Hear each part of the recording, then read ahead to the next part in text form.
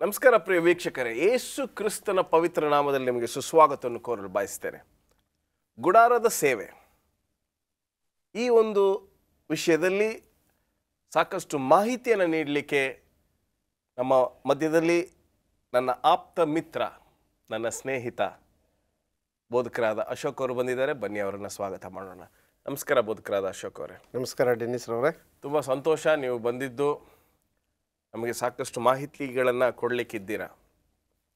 ಗುಡಾರದ ಸೇವೆಯನ್ನು ನಾವು ತೆಗೆದುಕೊಂಡಾಗ ನಾವು ಈಗಾಗಲೇ ಎಷ್ಟೋ ಚರ್ಚೆ ಮಾಡಿದ್ದೇವೆ. ಮೋಶೆ ಇವರನ್ನು ಬಂಧನದಿಂದ ಹೊರತಂದು ಅನಂತರ ದೇವರು ಅವರಿಗೆ ಪರಲೋಕದಲ್ಲಿರ್ತಕ್ಕಂಥ ಆ ಒಂದು ರೀತಿ ನೀತಿಯ ಆ ಗುಡಾರವನ್ನು ಈ ಭೂಲೋಕದಲ್ಲಿ ಇಡಬೇಕು, ಅದು ಇಸ್ರಾಯೇಲರಿಗೆ ಒಂದು ಮಾದರಿಯಾಗಿರಬೇಕು ಎಂಬತಕ್ಕಂಥದ್ರಲ್ಲಿ ಗುರಿಯಾಗಿದ್ದರು ಅಲ್ವೇ? ಹೌದು ನೋಡಿ, ಇಸ್ರಾಯೇಲರಿಗೆ ಮಾದರಿ ಅನ್ನೋದಕ್ಕಿಂತ ನಾವು ಇಸ್ರಾಯೇಲರಿಗೆ ಒಂದು ವಿಶೇಷವಾದಂಥ ಸ್ಥಾನಮಾನವನ್ನು ಕಲ್ಪಿಸುವಂಥ ಗುಡಾರವನ್ನು ದೇವರು ಏರ್ಪಾಡು ಮಾಡಬೇಕು ಅಂತ ಆಲೋಚನೆ ಮಾಡಿದರು. ಸೊ ಈಗಾಗಲೇ ನಾವು ಚರ್ಚೆ ಮಾಡಿದ್ದೇವೆ, ಒಂದು ಸ್ಥಳದಿಂದ ಇನ್ನೊಂದು ಸ್ಥಳಕ್ಕೆ ಹೋಗ್ತಕ್ಕಂಥ ಪ್ರಯಾಣಿಗಳು ಆ ಒಂದು ಪ್ರಯಾಣದಲ್ಲಿ ಈ ಗುಡಾರವನ್ನು ಅವರು ತಮ್ಮ ಕೈಯಲ್ಲಿ ತೆಗೆದುಕೊಂಡು ಹೋಗಬೇಕು. ಆದಾಗ್ಯೂ ದೇವರು ಈ ರೀತಿಯೇ ಇರಬೇಕು ಎಂಬತಕ್ಕಂಥದ್ದು ಆ ರೀತಿಯಾಗಿ ಅದರ ಒಂದು ಅಳತೆ ಸತ್ಯವೇದದಲ್ಲಿದೆಯಾ? ಹೌದು, ಖಂಡಿತ ಇದೆ. ಯಾಕಂದರೆ ಈ ಅಳತೆಗಳನ್ನು ನಾವು ನೋಡುವುದಾದರೆ ದೇವರು ಈಗ ನೀವು ಹೇಳಿದ ರೀತಿಯಲ್ಲಿ ಒಂದು ಸ್ಥಳದಿಂದ ಇನ್ನೊಂದು ಸ್ಥಳಕ್ಕೆ ತೆಗೆದುಕೊಂಡು ಹೋಗೋ ರೀತಿಯಲ್ಲಿ ಮೊಬೈಲ್ ಮತ್ತು ಸಾಗಿಸುವಂಥ ರೀತಿಯಲ್ಲಿತ್ತು. ಅದನ್ನು ದೇವರು ಆ ಅಳತೆಗಳನ್ನು ಯಾವ ರೀತಿ ಕೊಟ್ಟರು ಅಂದರೆ ಅದನ್ನು ತುಂಬ ಸುಲಭವಾಗಿ ತೆಗೆದುಕೊಂಡು ಹೋಗುವಂಥ ವಿಧಾನದಲ್ಲಿ ತುಂಬ ಉದ್ದವಾಗಿರದೆ, ತುಂಬ ಅಗಲವಾಗಿರದೆ, ಎಲ್ಲವೂ ಸರಿ ರೀತಿಯಲ್ಲಿರೋ ರೀತಿಯಲ್ಲಿ ದೇವರು ಈ ಅಳತೆಗಳನ್ನು ಅವರು ಕೊಟ್ಟಿದ್ದರು. ಸೊ ಈಗ ನಮ್ಮ ಪ್ರೇಕ್ಷಕರಿಗೆ ಸ್ವಲ್ಪ ಮಾಹಿತಿಗಳನ್ನು ನೀಡ್ತೀರಾ? ನಾವು ಮೊದಲನೇದಾಗಿ ಆ ಹೊರಾಂಗಣದಲ್ಲಿ ಇದ್ದಂಥ ಆ ಗೋಡೆಯ ಬಗ್ಗೆ ಸ್ವಲ್ಪ ಚರ್ಚೆ ಮಾಡೋಣ. ನೋಡಿ, ಇದು ಗೋಡೆಯನ್ನು ನಾವು ನೋಡುವುದಾದರೆ ಎಲ್ಲ ಪರದೆಗಳ ಮೂಲಕ ಗುಡಾರ ಪೂರ್ತಿ ಕೂಡ 3 ಪರದೆಗಳಲ್ಲಿ 3 ಸ್ಕ್ರೀನ್ಗಳನ್ನು ಅವರು ಉಪಯೋಗಿಸಿದ್ದಾರೆ. ಒಂದು ಹೊರಗಡೆ ಒಂದು ಪದರ, ಒಳಗಡೆ ಒಂದು ಪದರ ಮತ್ತು ಅದರ ಒಳಗಡೆ ಒಂದು ಪದರ. ಈ 3 ಪದರಗಳಲ್ಲಿ ಹೊರಗಡೆ ಗೋಡೆ ಅಂದರೆ ಈಗ ನಾವು ಇಟ್ಟಿಗೆಯಿಂದ ಕಟ್ಟಿದಂಥ ಗೋಡೆ ಯಾವ ರೀತಿ ಇರುತ್ತೋ ಅದೇ ರೀತಿಯಲ್ಲಿ ಇವರು ಪದರಗಳ ಮೂಲಕ ಆ ಹೊರಗಡೆ ಗೋಡೆಯನ್ನು ನಿರ್ಮಿಸ್ತಾರೆ. ಈ ಹೊರಗಡೆ ಗೋಡೆ ಎಷ್ಟು ಭದ್ರವಾಗಿರುತ್ತೆ ಅಂದರೆ ಯಾವುದೇ ಮಳೆ ಗಾಳಿ ಬಂದರೂ ಕೂಡ ಅದು ಏನೂ ಆಗಲಿಕ್ಕೆ ಸಾಧ್ಯವಿಲ್ಲ, ಅಷ್ಟು ಭದ್ರವಾಗಿ ಅದನ್ನು ಕಟ್ಟಿಸ್ತಾರೆ. ಮತ್ತು ಅದನ್ನು ಎಲ್ಲೂ ಕೂಡ ಅದನ್ನು ಶಾಶ್ವತವಾಗಿ ಭೂಮಿಯೊಳಗಡೆ ಹೂಳೋ ರೀತಿಯಲ್ಲಿ ಮಾಡದೆ ಅದನ್ನೇನು ಮಾಡಿದ್ರೆ ಬರೀ ಕಂಬಗಳನ್ನು ನೆಟ್ಟು ಆ ಕಂಬಗಳ ಮಧ್ಯದಲ್ಲಿ ಅದನ್ನು ಏರ್ಪಾಡು ಮಾಡಿದ್ದಾರೆ. ಅಂದರೆ ಕಂಬಗಳನ್ನು ತೆಗೆದ್ರೆ ಅದು ಈಸಿಯಾಗಿ ಬಂದ್ಬಿಡುತ್ತೆ. ಅಂದರೆ ಈಗ ನಾವು ಪಾತ್ ಫೈಂಡರ್ಸು ಅಲ್ಲಿ ಇಲ್ಲಿಗೆ ಹೋದಾಗ ಟೆಂಟ್ಗಳಾಕ್ದಾಗ ನಾವೇನು ಮಾಡ್ತೀವಿ, ಮೊಳೆನ ಭೂಮಿಗೆ ಹೊಡಿತೀವಿ. ಆದರೆ ಇಲ್ಲಿ ಆ ರೀತಿ ಇರಲಿಲ್ಲ, ಎಲ್ಲವನ್ನು ಸುಮ್ಮನೆ ಮೇಲಿಟ್ಟಿದ್ರು.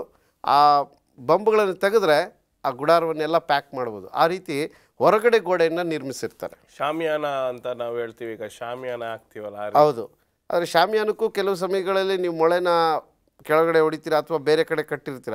ಇದು ಎಲ್ಲೂ ಆಧಾರ ಇಲ್ಲದೆ ಬರೀ ಆ ಕೊಂಬೆಗಳ ಮೂಲಕ ಆ ಬೊಂಬೆಗಳನ್ನು ಇಟ್ಕೊಂಡು ಅದರ ಮೂಲಕ ಆ ಗುಡಾರವನ್ನು ನಿರ್ಮಿಸಿರ್ತಾರೆ. ಮತ್ತು ಇದೆಲ್ಲ ಕಡೆ ಮೆಷರ್ಮೆಂಟ್ ಈಕ್ವಲಾಗಿ ಮಾಡಿರ್ತಾರೆ. ಅಂದರೆ ಉದ್ದ ಅಗಲ ಎಲ್ಲವನ್ನು ಸರಿಸಮಾನಾಗಿ ಮಾಡಿ, ಅದು ಆ ಕಾಲದಲ್ಲಿ ಅವರಿಗೆ ಕೊಟ್ಟಂಥ ಮೆಷರ್ಮೆಂಟ್ಸು ಈ ಕಾಲದಲ್ಲಿರುವಂಥ ಮೆಷರ್ಮೆಂಟ್ಸು ಸ್ವಲ್ಪ ವ್ಯತ್ಯಾಸ ಇರ್ಬೋದು. ಅದನ್ನು ಸತ್ಯವೇದ ಪ್ರಕಾರವಾಗಿ ನಾವು ಓದಿದ್ರೆ ಅಲ್ಲಿ ಆ ಕಾಲದಲ್ಲಿ ನಾವು ಇಂಗ್ಲೀಷ್ ಬೈಬಲಲ್ಲಿ ಕ್ಯೂಬಿಟ್ಸ್ ಅಂತ ಲೆಕ್ಕ ಹಾಕ್ತೀವಿ, ಈ ಕಾಲದಲ್ಲಿ ನಾವು ಮೀಟರ್ ಲೆಕ್ಕದಲ್ಲಿ ಅಥವಾ ಸೆಂಟಿಮೀಟರ್ ಲೆಕ್ಕದಲ್ಲಿ ಲೆಕ್ಕ ಮಾಡ್ತೀವಿ.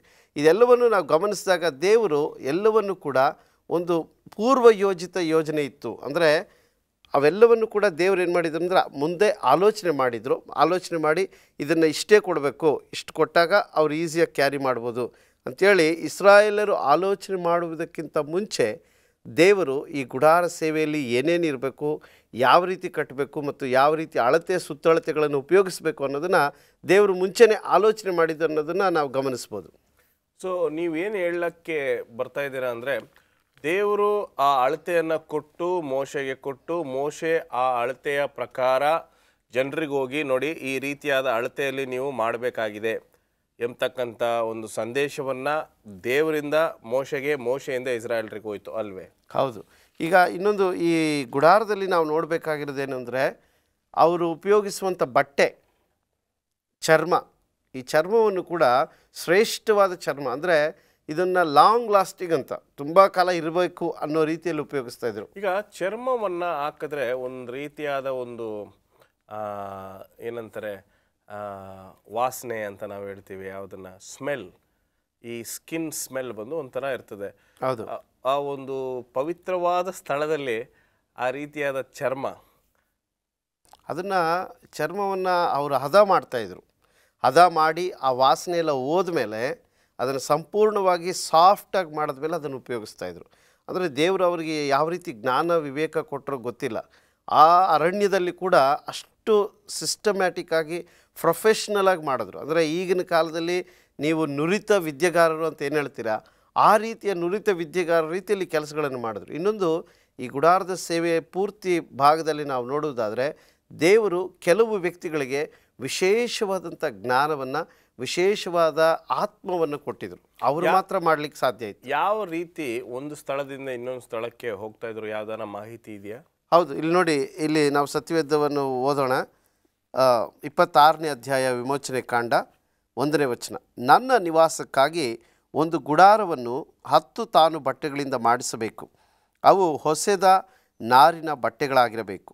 ಅವುಗಳಲ್ಲಿ ನೀಲಿ, ಧೂಮ್ರ, ರಕ್ತವರ್ಣಗಳ ದಾರದಿಂದ ಕೆರೂಬಿಗಳನ್ನು ಚಮತ್ಕಾರವಾಗಿ ಕಸೂತಿ ಹಾಕಿಸಬೇಕು.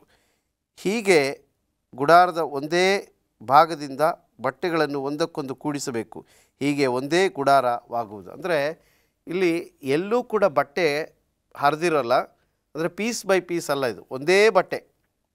ಈಗ ಪೆಂಡಲ್ ಹಾಕೋಗಿ ನೀವು ನೋಡಿರ್ತೀರ, ಒಂದೇ ಬಟ್ಟೆ ಆಗಿರುತ್ತದೆ. ಒಂದು ಸರಿ ಒಂದು ಬಿಚ್ಚಿದ್ರೆ ಎಲ್ಲ ಫೋಲ್ಡ್ ಮಾಡ್ಬೋದು. ಸೊ ಅದು ಒಂದೇ ಬಟ್ಟೆ, ಒಂದೇ ರೀತಿಯಾದ ಒಂದು ಮೆಷರ್ಮೆಂಟ್ ಇದೆ. ಇನ್ನೂ ಸಾಕಷ್ಟು ವಿಷಯಗಳು ನಿಮ್ಮಲ್ಲಿ ತಿಳ್ಕೋಬೇಕಾಗಿದೆ. ಒಂದು ಸಣ್ಣ ವಿರಾಮಕ್ಕೆ ಸಮಯ ಆಗಿದೆ. ವಿರಾಮದ ನಂತರ ನಮ್ಮ ಚರ್ಚೆಯನ್ನು ಮುಂದುವರಿಸೋಣ. ಪ್ರಿಯ ವೀಕ್ಷಕರೇ, ಒಂದು ಸಣ್ಣ ವಿರಾಮದ ನಂತರ ಗುಡಾರದ ಸೇವೆಯ ಬಗ್ಗೆ ಇನ್ನು ಸಾಕಷ್ಟು ಮಾಹಿತಿಗಳು ನಿಮಗೋಸ್ಕರ ಕಾದಿದೆ. ವಿರಾಮದ ನಂತರ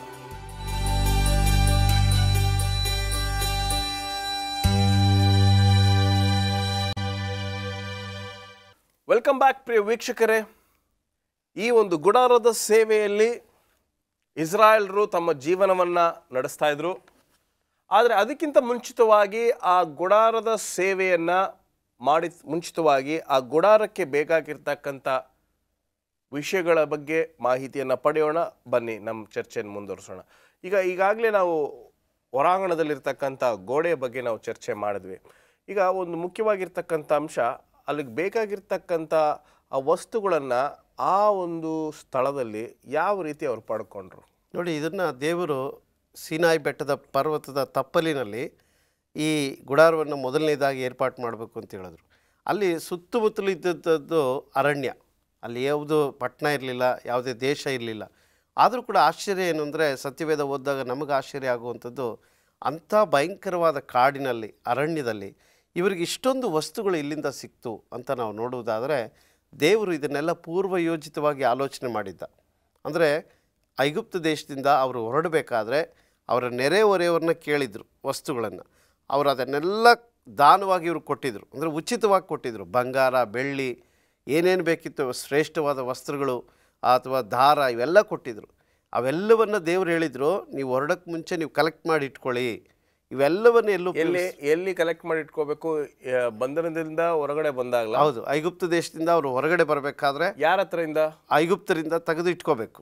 ಓಕೆ, ಇಸ್ರಾಯೇಲರು ಐಗುಪ್ತರು ನೆರೆಹೊರೆಯವರು ಇರ್ತಾರಲ್ಲ, ಅವ್ರ ಹತ್ರ ದಾನ ತೆಗೆದುಕೊಂಡು ಇಟ್ಕೊಂಡಿರ್ಬೇಕು. ಈಗ ಯಾಕೆ ನಾವು ಈ ಇಸ್ರಾಯೇಲ್ರು ಈ ಬಂಧನದಲ್ಲಿ ಒಳಪಡಿಸಿದಂಥ ವ್ಯಕ್ತಿಗಳ ಹತ್ರ ಸಾಮಗ್ರಿಗಳನ್ನು ಪಡೆದು ಅದರಲ್ಲಿ ಈ ಒಂದು ದೇವರ ಕೆಲಸ ಕಾರ್ಯಗಳನ್ನು ಮಾಡಬೇಕಾಗಿತ್ತು? ಅಂದರೆ ಅವರಿಗೆ ಬೇರೆ ದಾರಿ ಇರಲಿಲ್ಲ. ಅಂದರೆ ಅವ್ರ ಸಂಪಾದನೆ ಇರಲಿಲ್ಲ, ಅಥವಾ ಇನ್ನೊಂದು ದೇಶದಲ್ಲಿ ಅವರು ಸ್ಥಿರವಾಗಿ ನೆಲೆಸಿರಲಿಲ್ಲ. ಆದ್ದರಿಂದ ಈ ತೆರನಾದ ವಸ್ತುಗಳೆಲ್ಲ ಅವ್ರ ಹತ್ರ ಇತ್ತಲ್ಲ, ಅದನ್ನು ತೆಗೆದುಕೊಂಡು ಆಲ್ರೆಡಿ ಅವ್ರು ಏನು ಮಾಡಿದ್ರು ಅಂದರೆ, ಗುಡಾರಗಳನ್ನು ಕಟ್ಟುವುದಕ್ಕಿಂತ ಮುಂಚೆ, ದೇವರು ಪ್ಲ್ಯಾನ್ ಕೊಡೋದಕ್ಕಿಂತ ಮುಂಚೆ ಬೆಳ್ಳಿ ಬಂಗಾರ ಎಲ್ಲ ಸೇರಿಸಿ ಬಸವನ್ನು ಮಾಡಿಬಿಟ್ಟಿದ್ರು. ಈಗ ಅದೆಲ್ಲ ಮುಗಿದ ಮೇಲೆ ದೇವರು ಹೇಳ್ತಿದ್ದಾರೆ ನೀವು ಕಟ್ಟಬೇಕು ಅಂತ. ಈಗ ಅವ್ರು ಏನು ಮಾಡ್ತಾರೆ ಅಂದರೆ, ಅವರಲ್ಲಿದ್ದಂಥ ಎಲ್ಲ ಶ್ರೇಷ್ಠವಾದ ವಸ್ತುಗಳನ್ನು ತೆಗೆದುಕೊಂಡು ಈ ಗುಡಾರವನ್ನು ಕಟ್ಟಲಿಕ್ಕೆ ಶುರು ಮಾಡಿದ್ರು. ಇದರಲ್ಲಿ ನಾವು ತಿಳ್ಕೊಳ್ಳೋದೇನು ಅಂದರೆ, ನನಗನ್ಸೋದು, ನಾವು ದೇವರಿಗೆ ಏನೇ ಕೊಟ್ಟರು ಅದು ಶ್ರೇಷ್ಠವಾಗಿರೋದನ್ನು ಕೊಡಬೇಕು. ಗುಡಾರದ ಸೇವೆಯಲ್ಲಿ ನಾವು ಕಲಿಯುವಂಥ ಒಂದು ಪಾಠ ಏನಾದರೂ ಇದ್ದರೆ ಶ್ರೇಷ್ಠತೆಯನ್ನು ದೇವರು ಬಯಸ್ತಾನೆ. ಈಗ ಶ್ರೇಷ್ಠತೆಯ ಬಗ್ಗೆ ಒಂದು ವಿಷಯವನ್ನು, ಈಗ ಕೆಲವೊಮ್ಮೆ ನಮ್ಮ ಸಭೆಗಳಲ್ಲಿ ನಾವು ಕಾಣಿಕೆಯನ್ನು ಸಭೆ ನಂತರ ಲೆಕ್ಕ ಹಾಕಬೇಕಾದ್ರೆ ಎಷ್ಟು ಕಿತ್ತೋಗಿರೋ ಹಳೆಯ ನೋಟುಗಳು, 25 ಪೈಸೆ 50 ಪೈಸೆ ಎಲ್ಲ ಹಾಕೋದನ್ನು, 25 ಪೈಸೆ 50 ಪೈಸೆ ಅದನ್ನು ಉಪಯೋಗಿಸೋದು ಬಿಟ್ಟು ತುಂಬ ಕಾಲ ಆಯಿತು. ಆದರೂ ಕೆಲವೊಮ್ಮೆ ನಾವು ನಮ್ಮ ಕಾಣಿಕೆಯ ಪೆಟ್ಟಿಗೆಯಲ್ಲಿ ನಾವು ಲೆಕ್ಕ ಆಗುವಾಗ ಅದನ್ನು ನೋಡ್ತೇವೆ. ದೇವರಿಗೆ ನಾವು ಕೊಡಬೇಕಾದ್ರೆ ಅದು ನಮ್ಮ ದೇಹವಾಗಿರ್ಬೋದು, ನಮ್ಮ ತಲಾಂತ ಆಗಿರ್ಬೋದು, ಅಥವಾ ನಮ್ಮ ಕಾಸಾಗಿರ್ಬೋದು, ಶ್ರೇಷ್ಠವಾದಂಥ ಒಂದು ವಿಷಯವನ್ನು ನಾವು ಯಾವಾಗಲೂ ಮನಸ್ಸಲ್ಲಿ ಇಟ್ಕೋಬೇಕು ಅಲ್ವೇ? ಹೌದು, ಅದನ್ನೇ ದೇವರು ಗುಡಾರದಲ್ಲಿ ಹೇಳೋದು. ಇಲ್ಲಿ ಉಪಯೋಗಿಸುವಂಥ ಪ್ರತಿ ವಸ್ತುಗಳು ಕೂಡ ಶ್ರೇಷ್ಠವಾಗಿರಬೇಕು. ಅದು ಯಾವುದೇ ಆಗಿರಲಿ, ಹೊರಗಡೆ ಹಾಕುವಂಥ ಬಟ್ಟೆ ಆಗಿರ್ಬೋದು, ಒಳಗಡೆ ಉಪಯೋಗಿಸುವಂಥ ಮೇಜಾಗಿರ್ಬೋದು, ಅಥವಾ ಒಳಗಡೆ ಉಪಯೋಗಿಸುವಂಥ ಆ ದೀಪಸ್ತಂಭ ಆಗಿರ್ಬೋದು, ಎಲ್ಲವೂ ಕೂಡ ಶ್ರೇಷ್ಠ, ದಿ ಬೆಸ್ಟ್ ಅಂತ ನಾವು ಇಂಗ್ಲೀಷಲ್ಲಿ ಏನು ಹೇಳ್ತೀವಿ ಅಂಥ ಶ್ರೇಷ್ಠವಾದದನ್ನು. ಇಲ್ಲ ನಮ್ಮ ಭಾಷೆಯಲ್ಲಿ ಹೇಳಬೇಕಾದ್ರೆ ಎಲ್ಲ ISI ಮಾರ್ಕ್ ಅಂದರೆ ಸ್ಟ್ಯಾಂಡರ್ಡ್ ಆಗಿರುವಂಥದ್ದನ್ನೇ ಉಪಯೋಗಿಸಿದ್ರು. ಯಾವುದೂ ಕೂಡ ಕಡಿಮೆ ಸ್ಟ್ಯಾಂಡರ್ಡ್ ಇರೋದಾಗಲಿ ಅಥವಾ ಗುಣಮಟ್ಟಕ್ಕೆ ಕಡಿಮೆ ಆಗಿರುವಂಥದ್ದಾಗಲಿ ಎಲ್ಲೂ ಉಪಯೋಗಿಸಿರಲಿಲ್ಲ. ಎಲ್ಲವೂ ಕೂಡ ಶ್ರೇಷ್ಠವಾದ ಗುಣಮಟ್ಟದಲ್ಲಿ ದೇವರು ಮೆಚ್ಚುವಂಥದ್ದು. ಇಸ್ರಾಯೇಲರಿಗೆ ಇನ್ನೊಂದು ನೀವು ಗಮನಿಸಬೇಕಾಗಿರೋದು, ಕೊಡುವಂಥ ಮನಸ್ಸು ತುಂಬ ಚೆನ್ನಾಗಿತ್ತು. ದೇವರ ಸೇವೆ ಇದು, ದೇವರು ಬಂದು ನಮ್ಮ ಮಧ್ಯದಲ್ಲಿ ನೆಲೆಸ್ತಾ ಇದ್ದಾನೆ, ನಾವು ಆತನಿಗೆ ಒಂದು ಸ್ಥಾನವನ್ನು ಏರ್ಪಾಟು ಮಾಡಬೇಕು ಅಂತೇಳಿ ಶ್ರೇಷ್ಠವಾದದನ್ನು ಕೊಡ್ತಾಯಿದ್ರು. ಎರಡು ಮುಖ್ಯವಾಗಿರ್ತಕ್ಕಂಥ ಅಂಶ ಪ್ರಿಯ ವೀಕ್ಷಕರೇ, ದೇವರಿಗೆ ಕೊಡಬೇಕಾಗಿರ್ತಕ್ಕಂಥ ಒಂದು ಕಾಣಿಕೆ ಇರಬಹುದು, ಸಹಾಯ ಇರಬಹುದು, ದೇವರ ಸೇವೆಗೆ ಶ್ರೇಷ್ಠವಾದದನ್ನು ಕೊಡಿ. ಎರಡನೇ ಮುಖ್ಯವಾಗಿರ್ತಕ್ಕಂಥ ಅಂಶ ಈ ಗುಡಾರದ ಸೇವೆಯಲ್ಲಿ ನಾವು ಕಲಿತಕ್ಕಂಥದ್ದು, ದೇವರ ಜನರಿಗೆ ಕೊಡ್ತಕ್ಕಂಥ ಮನಸ್ಸು ಜಾಸ್ತಿ ಇರಬೇಕು.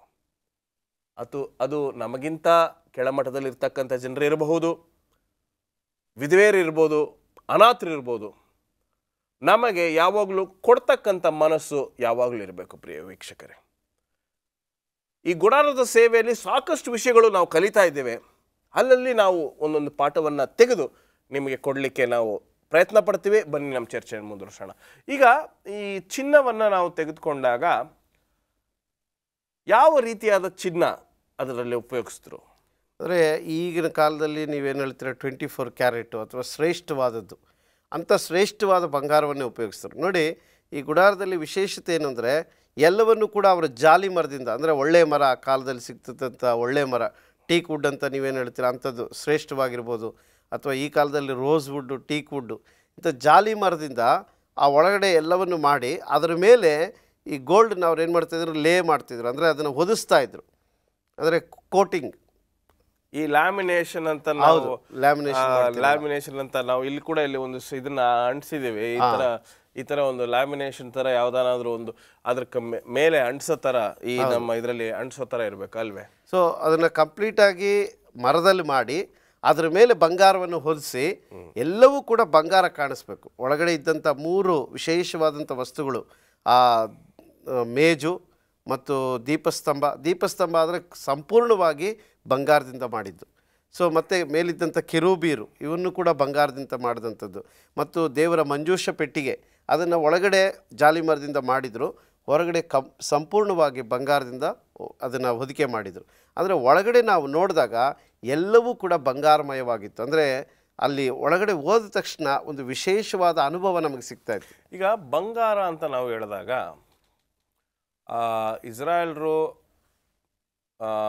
ಮೋಶೆ ಬರೋಕ್ಕೆ ತಡ ಮಾಡಿದಾಗ ಆ ಬಂಗಾರವನ್ನು ಉಪಯೋಗಿಸಿ ಬಸವನನ್ನು ಮಾಡಿ ದೇವರಿಂದ ದೂರ ಹೋಗಿರ್ತಕ್ಕಂಥ ವಿಷಯ ನಮ್ಮೆಲ್ರಿಗೂ ಗೊತ್ತಿದೆ.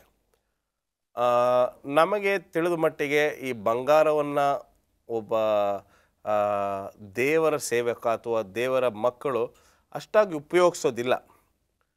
ಆದರೂ ಈ ಬಂಗಾರಕ್ಕೆ ಯಾಕೆ ಈ ಗುಡಾರದ ಸೇವೆಯಲ್ಲಿ ಅಷ್ಟು ಮಹತ್ವವನ್ನು ಕೊಟ್ಟಿದ್ದಾರೆ? ಅಂದರೆ ಆ ಬಂಗಾರದ ಒಂದು ಕಲರ್ ನೀವು ನೋಡೋದಾದರೆ ಒಂಥರ ಸ್ಪೆಷಲ್ ಕಲರ್ ಅದು. ನಿಮ್ಮ ವಾಚ್ ರೀತಿನ? ಹೌದು, ಆ ರೀತಿ ಕಲರ್ ನೋಡಿ, ಆ ಕಲರ್ ನೋಡಿದ ತಕ್ಷಣ ಒಳಗಡೆ ದೇವರ ಪ್ರಸನ್ನತೆ ಒಳಗಡೆ ಹೋದ ತಕ್ಷಣ ಬಂಗಾರ, ಇನ್ನೊಂದು ನೀವು ಹೆಚ್ಚಾಗಿ ಬಂಗಾರ ಉಪಯೋಗಿಸಿದ್ರೆ ಬೆಂಕಿ ಇರುವ ರೀತಿಯಲ್ಲಿ ನಿಮಗೆ ಒಂದು ಅನುಭವ ಬರುತ್ತೆ. ಅಂದರೆ ಪರಿಶುದ್ಧತೆ, ನಾವು ಪರಿಶುದ್ಧತೆಗೆ ವೈಟ್ ಉಪಯೋಗಿಸ್ತೀವಿ, ಅಥವಾ ದೇವರ ಒಂದು ಪ್ರಭಾವ ತೋರಿಸಲಿಕ್ಕೆ ಬಂಗಾರವನ್ನು ಉಪಯೋಗಿಸ್ತಾ ಇದ್ರು. ಈ ಬಂಗಾರದ ಬಗ್ಗೆ ಇನ್ನೂ ಸಾಕಷ್ಟು ಮಾತಾಡೋಣ. ಒಂದು ಸಣ್ಣ ವಿರಾಮಕ್ಕೆ ಸಮಯವಾಗಿದೆ. ಒಂದು ಸಣ್ಣ ವಿರಾಮವನ್ನ ತೆಗೆದುಕೊಬಂದು ಅಲ್ಲಿರ್ತಕ್ಕಂಥ ವಸ್ತುಗಳ ಬಗ್ಗೆ ಇನ್ನೂ ಸಾಕಷ್ಟು ಮಾಹಿತಿಗಳನ್ನು ವಿರಾಮದ ನಂತರ ನಿಮಗೆ ಕೊಡಲಿಕ್ಕೆ ನನ್ನ ಮಿತ್ರ ಕಾಯ್ತಾ ಇದ್ದಾನೆ. ಎಲ್ಲೂ ಹೋಗ್ಬೇಡಿ.